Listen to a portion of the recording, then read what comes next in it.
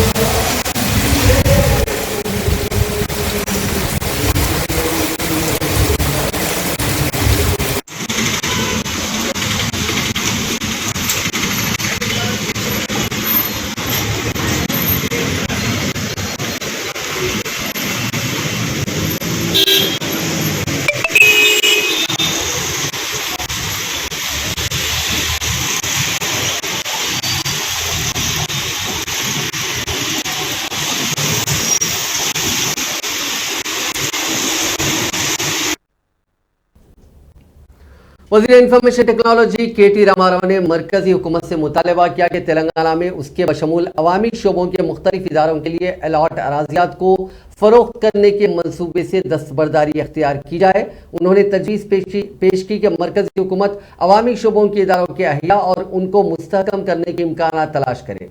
उन्होंने कहा कि ऐसा ना होने पर उन अराजियात पर नई सनती यूनिट्स कायम करने का मौका रियासती हुकूमत को दिया जाना चाहिए। उन्होंने मरकजी वज़ीर फाइनेंस निर्मला सीतारमन को मकतूब रवाना करते हुए कहा कि अवामी शोबों के इदारों को फ़रोख्त करने मरकजी हुकूमत के मनसूबे रियासती हुकूमत के हुकूक का तमस्कुर उड़ाने के बराबर है। उन्होंने मोदी हुकूमत से अपील की कि वो उन मंसूबों पर नजरसानी करे, बसूरत दीगर तेलंगाना हुकूमत ऐसे इक़दाम में शिद्दत के साथ रुकावट पैदा करेगी।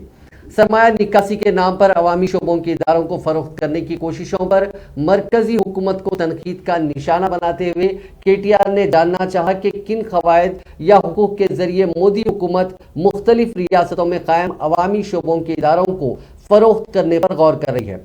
अफसोस इस बात का है कि मोदी हुकूमत ने बेरोजगार नौजवानों को रोजगार के मौके फराहम नहीं किए। अगर अवामी शोबे के इदारों को खोल दिया जाए तो इससे रास्त तौर पर हजारों और बिलवास्ता तौर पर कई मिलियन अफराद को रोजगार हासिल होगा।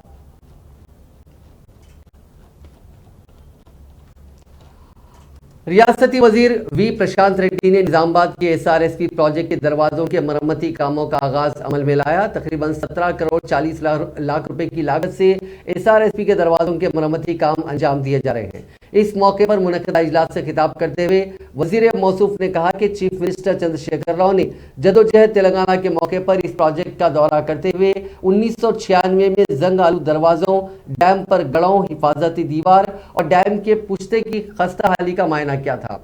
उन्होंने आंध्राई प्रोजेक्ट्स के बरखिलाफ तेलंगाना के प्रोजेक्ट्स की अबतर सूरत हाल पर शदीद बरहमी जाहिर की थी। उन्होंने कहा कि प्राणहिता चेवड़ा के जरिए निजामाबाद, कामारेड्डी के इलाकों की 4 लाख एकड़ अराजी को सैराब किया जा रहा है। उन्होंने निशानदेही करते हुए ओहदेदारों और इंजीनियर्स को हिदायत दी कि पानी के बहाव के हालात की तफसीलात पेश की जाए और इसका मायना किया जाए। कुंडा पोचम्मा सागर, हल्दी तालाब, निजाम सागर के जरिए 400 मीटर ऊंचाई से पानी लाने पर गौर करते हुए साल 2017 में SRSP तज़यीन नौ स्कीम का आगाज किया गया था, जिसके जरिए सिर्फ 40 मीटर की ऊंचाई से फ्लड कैनाल से रिवर्स पंपिंग के जरिए इस प्रोजेक्ट को भरा जाएगा।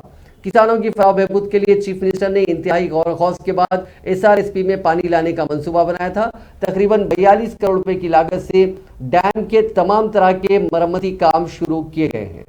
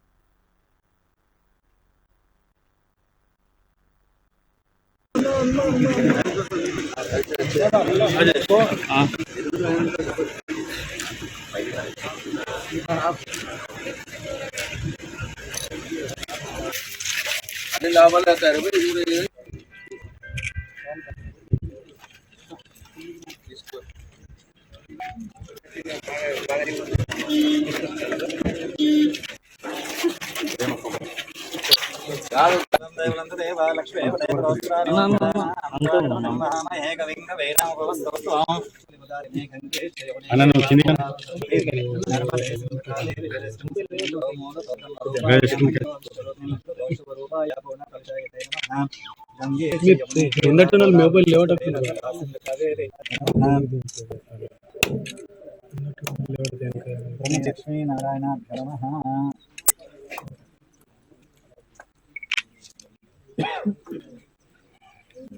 తెలంగాణకు వరప్రదాయని శ్రీరామ్ సాగర్ ప్రాజెక్టు 4 జిల్లాలకు అన్నం పెట్టే ప్రాజెక్ట్ ఇది. ఎట్లుందా ఇది? అంత పాడుగట్టుకుపోయి ఉన్నది. అదే నేను మొన్న నాగార్జున సాగర్ పోయొచ్చిన. అదే మొత్తం ఆంధ్రాకి నీళ్లు పోతాయి నాగార్జున సాగర్కి, ఎక్కువ శాతం 80%. ఆ ప్రాజెక్టులనేమో ఎక్కడ చూసినా మంచి గార్డెన్లు, లాన్లు. वजीर पंचायत राज एरावली दयाकर राव ने कहा है कि रियासत में तीसरे मरहले का पल्ले प्रगति प्रोग्राम कामयाब तौर पर मुनक्किद किया गया। उन्होंने कहा कि रियासत के तमाम ग्राम पंचायतों में ग्राम सभा मुनक्किद करते हुए गाँव की तरक्की के लिए तरक्याती मंसूबे को तैयार किया गया। 16 दिन तक जारी रहने वाले प्रोग्राम के दौरान दही इलाकों में सड़कों की मरम्मत और ड्रेन की साफ सफाई और दीगर कामों को अंजाम दिया गया। उन्होंने बताया कि पल्ले प्रगति प्रोग्राम के दौरान रियासत भर में 80,545 सरकारी और अवामी मफाद में आने वाले दीगर दफातर और मकामात की सफाई की गई। 10,844 किलोमीटर तक शजरकारी का प्रोग्राम अंजाम दिया गया। पल्ले प्रगति के 5वें मरहले के दौरान 18,718 नशीबी इलाकों की निशानदही करते हुए वहां मिट्टी डाली गई ताकि बारिश के पानी को ठहरने से रोका जा सके। 23,150 गड़ों को बंद कर दिया गया। महकमे बरखी की जानिब से 19,674 बरखी खंभों को बरखी तारों से जोड़ा गया। इसी तरह रियासत भर में 1,410 शमशान घाटों में बरखी कनेक्शन दिया गया, जबकि 1,773 शमशान घाटों में नल का कनेक्शन दिया गया। तेलंगाना की तश्कील के बाद से लेकर जारिया साल के मौसम बरसात की फसल तक यानी 7 साल के दौरान महकमे सिविल सप्लाईज की जानिब से 97,914 करोड़ रुपए की धान खरीदी की गई। महकमे सिविल सप्लाईज ने रियासत भर के किसानों से इस दौरान 5 करोड़ 56 लाख मीट्रिक टन धान खरीदी है। महकमे सिविल सप्लाईज की जानिब से जारी करदा एक रिपोर्ट के मुताबिक हर साल तेलंगाना में धान की पैदावार में इजाफा हो रहा है। किसानों की जानिब से पैदा की जाने वाली मुकम्मल धान हुकूमत खरीद रही है। रियासत की तश्कील के वक्त यानी माली साल 2014-15 में 24,29,000 मीट्रिक टन धान की खरीदारी की गई थी और जारिया साल यानी 2022-23 में 18 जून तक 49,68,000 मीट्रिक टन धान खरीदी गई। इसी एक साल के दौरान हुकूमत ने 9,726 करोड़ रुपए धान की खरीदारी पर खर्च किए हैं। महकमे सिविल सप्लाईज की जानिब से रियासत के 90,46,320 सफेद राशन कार्ड होल्डर्स में हर माह 1,57,000 मीट्रिक टन चावल तकसीम किया जाता है। रियासत भर में राशन शॉप्स की तादाद 17,034 है।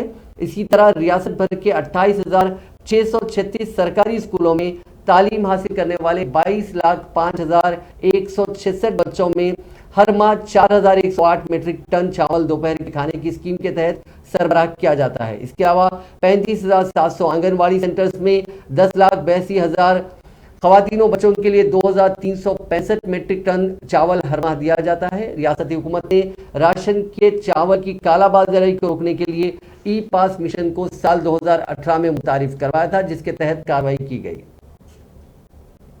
नामपल्ली असेंबली हल्के के रेड हिल्स में वाक़ एमएजे कैंसर हॉस्पिटल में बहुत जल्द मजीद 300 बिस्तरों का इजाफा होने जा रहा है, जिस पर 100 करोड़ रुपए से हॉस्पिटल के नए ब्लॉक्स और मेडिकल ऑन्कोलॉजी ब्लॉक तामीर किए जा रहे हैं।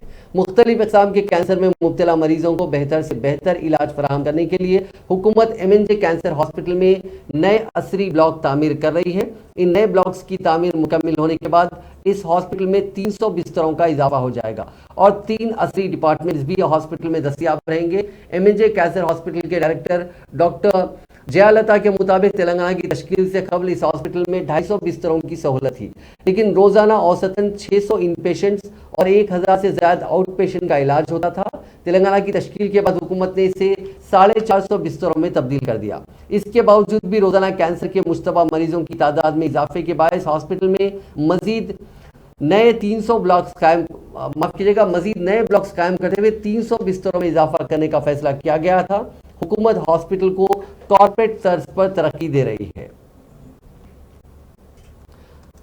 कांग्रेस पार्टी की जानिब से आज गांधी भवन में अग्निपथ स्कीम से दस्तबरदारी का मरकजी हुकूमत से मुतालबा करते हुए सुबह 10 बजे से दोपहर 2 बजे तक सत्याग्रह का एहतमाम किया गया। इस एहतजाज को Telangana Congress working president Mukesh Goud, doctor Geeta Reddy, Congress के दीगर अरकान असेंबली जग्गा रेड्डी, श्रीधर बाबू और दीगर ने मुखातिब किया।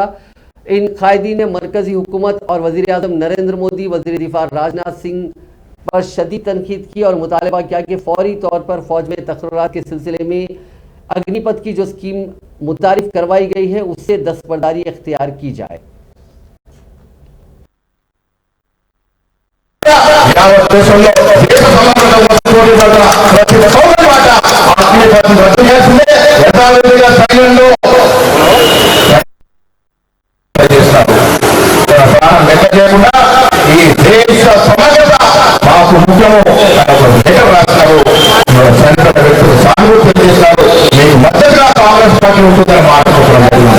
రాహుల్ గాంధీ గారు ఈ సైనికులతో కలంతో కలంతోకి ముందుకు నడవడం సిద్ధంగా ఉన్నారు. ఇలా దేశ సమగ్రత అహింస కాపాడడం కోసం గాంధీ కుటుంబంలో ఇందిరాగాంధీ గారి, రాజీవ్ గాంధీ గారి ప్రాణాలు తెచ్చినారు. ఇవాళ మోడీ ఇంకా పూర్తయిన ఖచ్చితంగా దేశం కోసం ఒక్కసారి ఆదుకోవాల్సిన అవసరం ఉందన్నమాట ఇప్పుడు మనం చేస్తా ఉన్నారు.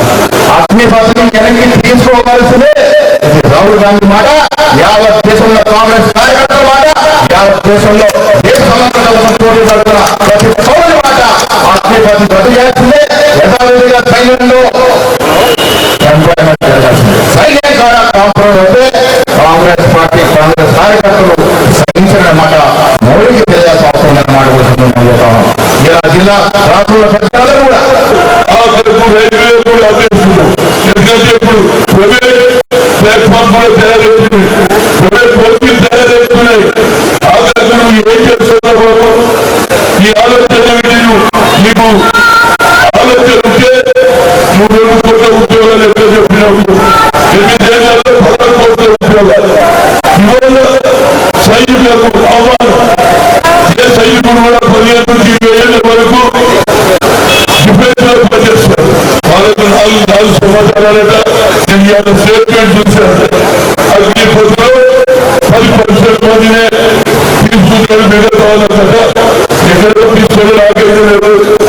గతంలో ఆనవాయితీ డాక్టర్లు, ఇంజనీర్లు 5 ఏళ్ళు డిఫెన్స్ లో పనిచేస్తే వాళ్ళని గవర్నమెంట్ అబ్జర్వ్ చేసి వీళ్ళని అబ్జర్వ్ చేస్తే చెప్పినారు. అసలు అకస్మాత్తుగా ఈ ఆలోచన వచ్చింది. వాళ్ళందరూ రెడీ అయ్యారు. మన దేశ యువత జీవితాలతో తర్వాత మారుతున్నటువంటి బీజేపీకి మనం బుద్ధి చెప్పాల్సిన అవసరం ఉంది. ఇష్టారాజ్యంగా నడుస్తా ఉంది బీజేపీ. వాళ్ళ తీరు చూస్తా ఉంటే మనకు తెలుస్తా ఉంది మోడీ ఎవరికి చెప్తా చేయకుండా ఒక రాత్రి డిమానిటైజేషన్, నోట్ బందీ అనౌన్స్ చేయడం జరిగింది. అంతే పేదవాళ్ళ జీవనాలు చిన్న చిన్నగా ఉన్నటువంటి వ్యాపారులు కానీ, రైతులు కానీ, పేదవాళ్ళు కానీ అందరి జీవితం ఎంతమందో క్యూల్లో నిలబడి వాళ్ళకు వ్యాధి తీసుకునే 20 వందల మంది అక్కడ చనిపోయారు.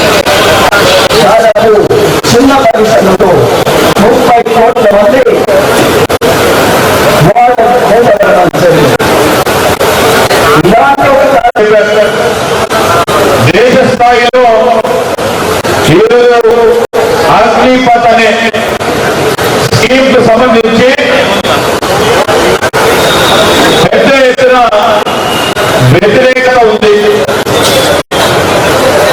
దానికి ఎందుకు వ్యతిరేకత వస్తాం? साबिक वजीर और तेलंगाना कानून साज काउंसिल में अपोजिशन के साबिक कायद मोहम्मद अली शब्बीर ने Telangana state road transport corporation के इंतजामिया पर ड्राइवरों, कंडक्टर्स और दीगर अमले को हरासा करने का इल्जाम लगाया, जिसकी वजह से उनमें से एक ने खुदकशी कर ली। शबीर अली ने कांग्रेस के दीगर कायदीन के साथ कामारेड्डी जिले के भिकनूर गांव पेद्दा मल्लारेड्डी के एक आरटीसी ड्राइवर बंडी स्वामी गौड़ की रिहायशगाह का दौरा किया, जिसने इंतजामिया की तरफ से मुबैना हरासा किए जाने की वजह से हफ्ते के रोज खुदकशी कर ली थी। उन्होंने स्वामी गौड़ की अहलिया सिरीशा और खानदान के दीगर अफराद से मुलाकात की और कुछ माली इमदाद देने के अलावा ताज़ियत का इजहार किया। लवाहकीन ने शब्बीर अली को बताया कि स्वामी गौड़ पिछले कुछ दिनों से सेहत के मसाइल का शिकार थे, जिसकी बुनियादी वजह काम का बोझ बढ़ना था। अगरचे हफ्ते के रोज उनकी तबीयत खराब हुई, लेकिन इंतजामिया की तरफ से उन पर ड्यूटी पर हाजिर होने के लिए दबाव डाला जा रहा था। हरासानी बर्दाश्त न कर सकने वाले स्वामी गौड़ ने खुदकशी कर ली। उसने खुदकशी नोट भी छोड़ा, जिसमें आरटीसी हुक्काम पर उसे इंतहाई कदम उठाने की पर मजबूर करने का इल्जाम लगाया गया। शब्बीर अली ने वजीर ट्रांसपोर्ट पोवड्डा अजय कुमार से टेलीफोन पर बात की और स्वामी गौड़ के खानदान के लिए इंसाफ का मुतालबा किया। उन्होंने रियासती हुकूमत से मुतालबा किया कि वो स्वामी गौड़ के खानदान को 25 लाख रुपए मुआवजा दे, उसकी बीवी को आरटीसी में नौकरी दे और इस खुदकशी के लिए जो लोग जिम्मेदार हैं उनके खिलाफ सख्त कार्रवाई की जाए। ये पर्सनल, ये ह्यूमैनिटी है, नॉट पॉलिटिकल।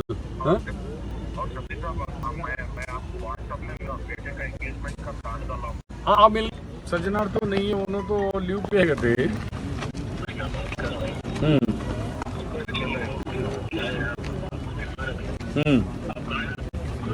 मैं यहाँ पोस्टमार्टम पे नहीं हूँ, हॉस्पिटल में, गवर्नमेंट हॉस्पिटल। हो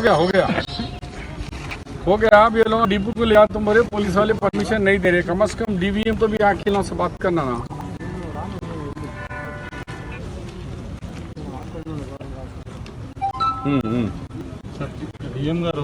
उसकी बीवी को वो डिसकंटिन्यू की राजी थे,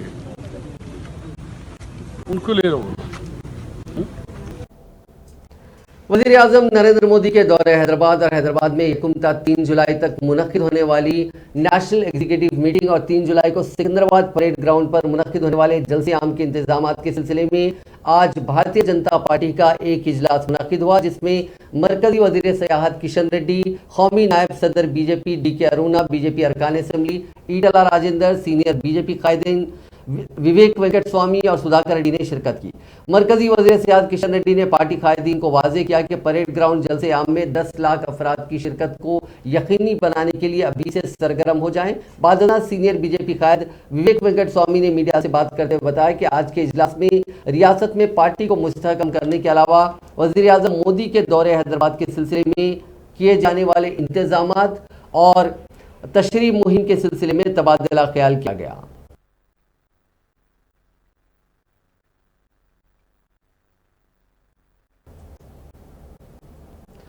साबिक रुकने काउंसिल व तमिलनाडु में बीजेपी के कौमी इंचार्ज सुधाकर रेड्डी ने अग्निपथ स्कीम पर टीआरएस और कांग्रेस की जानिब से नौजवानों को मुश्तइल करने का इल्जाम लगाया। उन्होंने खम्मा में मीडिया से बात करते हुए इल्जाम लगाया कि हाल ही में मरकज की जानिब से मुतारिफ करदा अग्निपथ स्कीम पर टीआरएस के साथ साथ कांग्रेस के कायदीन नौजवानों को गुमराह कर रहे हैं। उन्होंने कहा कि दोनों जमातों ने खुफिया माहिदा कर लिया है और अपने सियासी मकासद के लिए ये दोनों नौजवानों को गुमराह कर रहे हैं। उन्होंने कहा कि नेशनल हेराल्ड केस में सदर कांग्रेस सोनिया गांधी और उनके फर्जंद राहुल गांधी से पूछताछ पर मुल्क के अवाम की तवज्जो को हटाने की कोशिश की जा रही है। उन्होंने कहा कि अग्निपथ स्कीम पर अवाम को गुमराह करते हुए मुल्क की सलामती से मुफाहमत का काम किया जा रहा है। इंटेलिजेंस डिपार्टमेंट और पुलिस सिकंदराबाद रेलवे स्टेशन पर हुए तशद्दुद को रोकने में नाकाम रही है। उन्होंने इस वाक़े की SIT के जरिए तहकीकात का मुतालबा किया।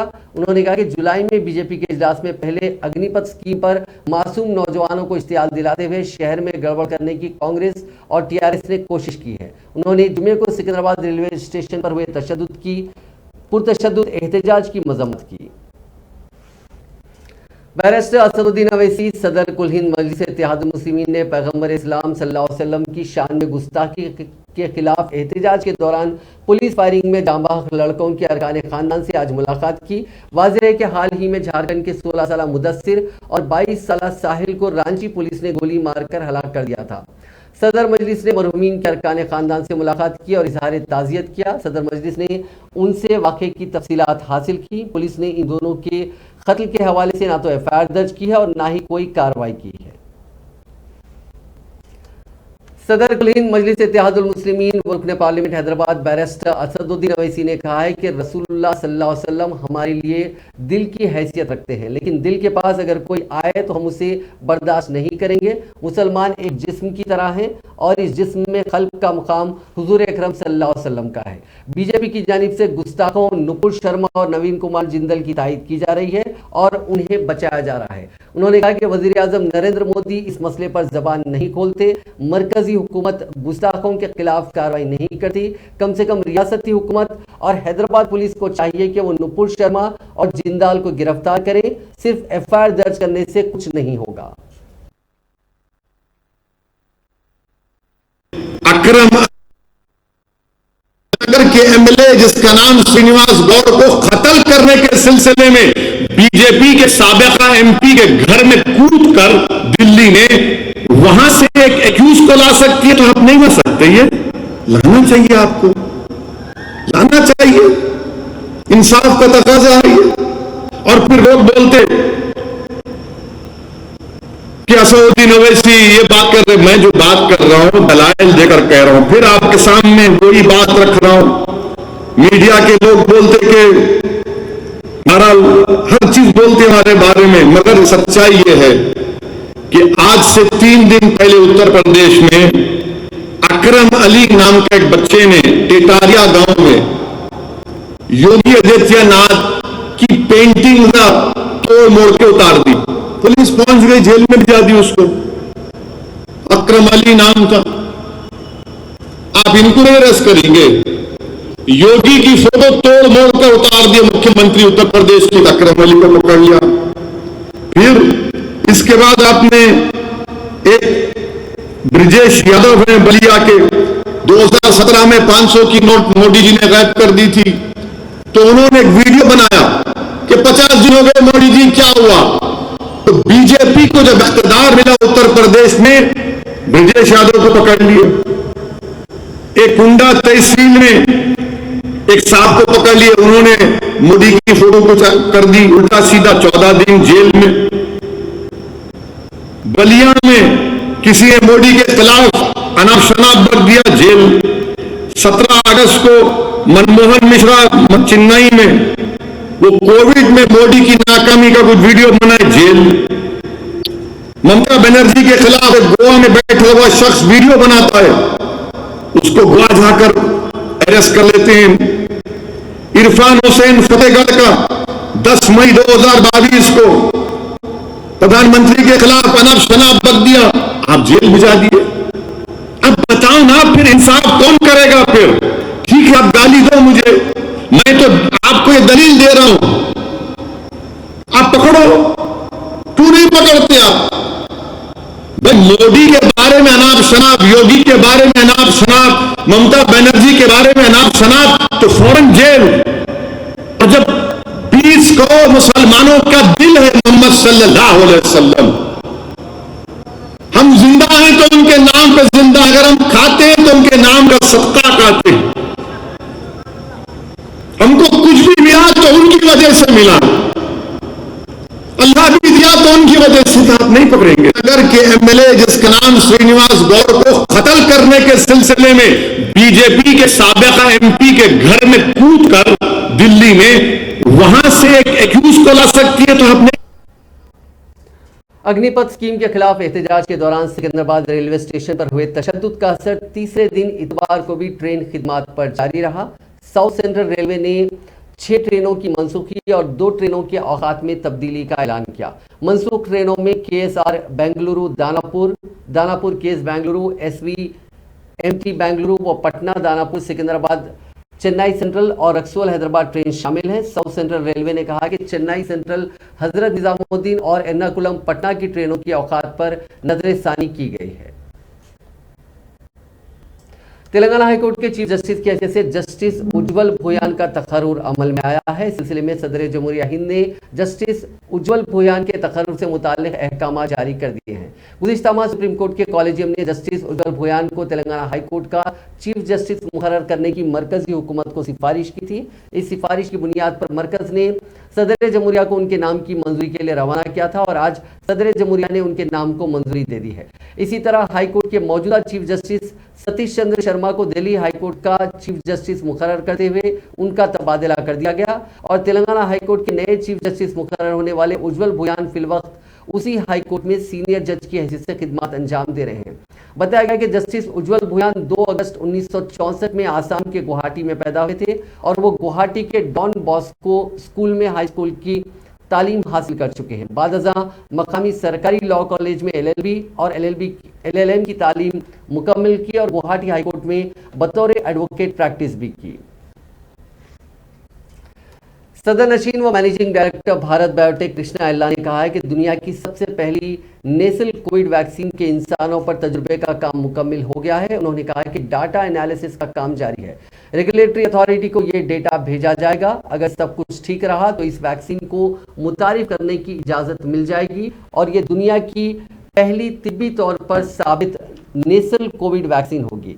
Drug controller general of India की माहिरीन की कमेटी ने उसूली तौर पर भारत बायोटेक को नेजल कोविड वैक्सीन के लिए बूस्टर डोज के तीसरे मरहले के तजदिए की मंजूरी दे दी है। ये हिंदुस्तान में अपनी नौयत की पहली नेजल वैक्सीन होगी। भारत बायोटेक दूसरी बड़ी कंपनी है जिसने हिंदुस्तान में तीसरे डोज के लिए तिब्बी तजुर्बे के तीसरे मरहले के लिए दरखास्त दाखिल की है। यह वैक्सीन कोविड की शक्ल जैसे ओमिक्रॉन को मुंतकिल होने से रोकने में मदद करेगी।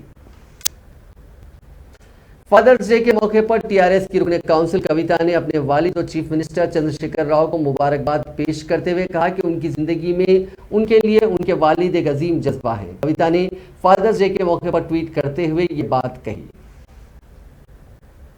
रियासत महाराष्ट्र के पूना से ताल्लुक रखने वाले खानगी मुलाजिम ने अपने बेटे के साथ 10वीं जमात का इम्तिहान लिखा, लेकिन नतीजा देखकर घर वाले अजीब व गरीब कश्मकश में पड़ गए। वो समझ नहीं पा रहे हैं कि ये मौका खुशी का है या गम का, क्योंकि इम्तिहान में बाप पास हो गया और बेटा फेल हो गया। 43 साला भास्कर वाघमारे को हुसूल तालीम की ख्वाहिश है, ताहम जिम्मेदारियों की वजह से वो अपनी तालीम जारी नहीं रख सके थे। इस वक्त उनका बेटा 10वीं जमात में ज़ेर तालीम था। उन्होंने अपने बेटे के साथ इम्तिहान लिखने का फैसला किया और इसके लिए तैयारी की। जारिया साल इन दोनों ने इम्तिहान लिखा। जुमे को नतायज जारी किए गए जिसमें बेटा नाकाम हो गया जबकि बाप पास हो गया। वाघमारे का कहना है कि उन्हें इस बात की खुशी है कि वो पास हो गए, लेकिन साथ ही इस बात का भी गम है कि उनका बेटा फेल हो गया।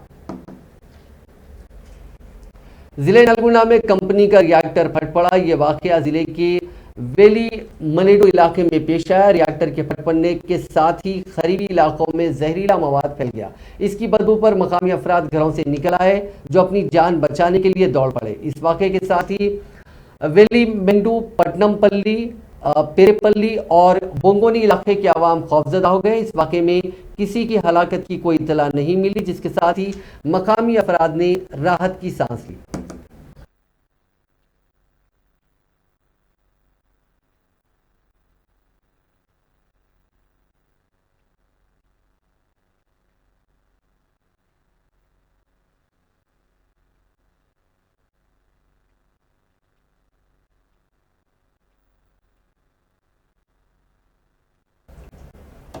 एक और वाकया हैदराबाद में पेश आया। माफ कीजिएगा, ये वाकया एक दीगर शहर का है जिसमें काफी चौंका देने वाली इतला सामने आई है। एक शादीशुदा खातून के साथ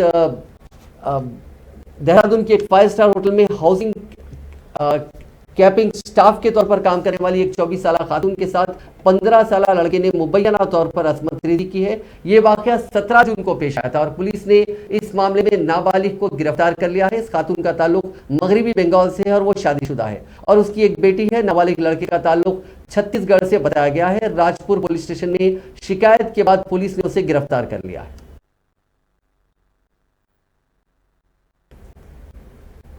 नाज़रीन, आज के इस न्यूज बुलेटिन में बस इतना ही। आप देखते रहिए INN चैनल।